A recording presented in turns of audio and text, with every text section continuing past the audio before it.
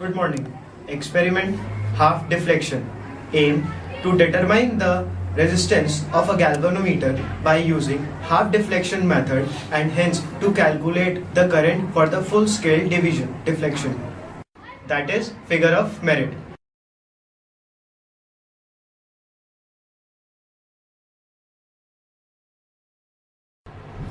Apparatus required. Device known as galvanometer. This galvanometer is used to detect the presence of the current, and galvanometer is used to note the balance point also. And this is the resistance box. Basically it contains several resistances, and the range of this resistance box is from 1 to 1000 ohm. This is the dry cell battery, which contain one cell, that is 1.5 volt is applied to the meter bridge. This is one-way key which is used to connect the proper circuit, in which when the key is closed then the circuit is working, and when the key is open then circuit is not working. This is the resistance box of range from 1 to 1000 ohm.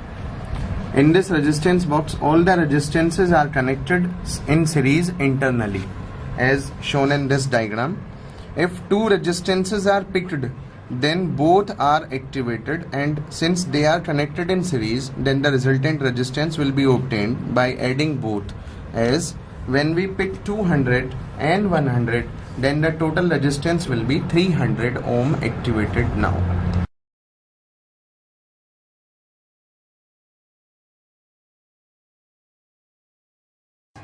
Principle used.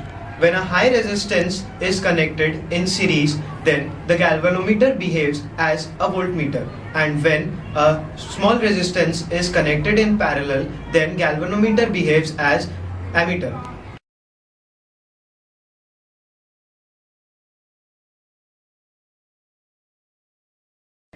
Half deflection connection. Taking the higher resistance first, connect the positive terminal of the galvanometer with one end of this resistance box. Then the negative terminal of galvanometer is connected to positive terminal of the battery. Then the second end of the battery is connected to one-way key, and then second end of one-way key is connected to the remaining end of this resistance box. These are the series connection in which this galvanometer behave as voltmeter. This is a smaller resistance box which is to be connected in parallel, by which galvanometer behave as ammeter. Now connect this end to the galvanometer. Connect the second end of this resistance box to the one-way key, and the remaining end of the key is connected to the second point of galvanometer. These connections are in parallel, by which galvanometer behave as ammeter.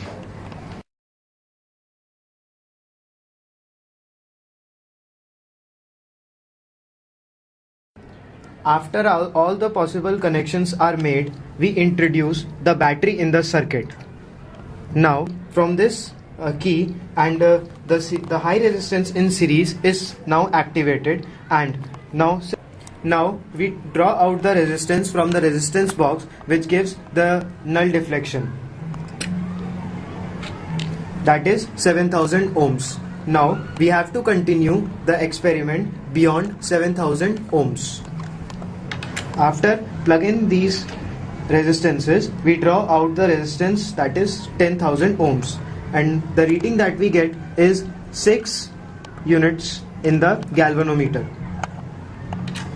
Now we introduce the parallel connection of the small resistance in the circuit,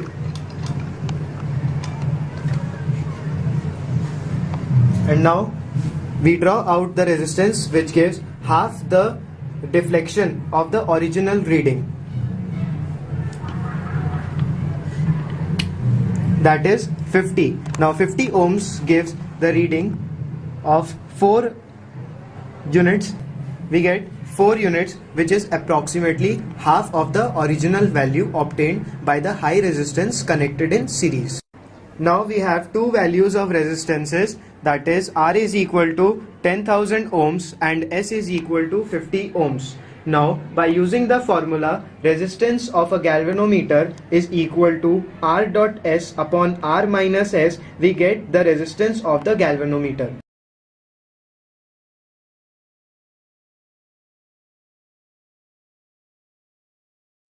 Now we have to calculate figure of merit. Figure of merit is defined as the current required per division of deflection. Now to calculate figure of merit, we remove the parallel connection and the series connection is left out, and now we calculate the figure of merit by using the formula K is equal to 1 upon theta dot E upon R plus G, where E is the EMF of the battery used, that is 1.5 volts. Theta is the deflection shown originally by the galvanometer when high resistance was connected in series. R is 10,000 ohms and G is the calculated resistance of the galvanometer.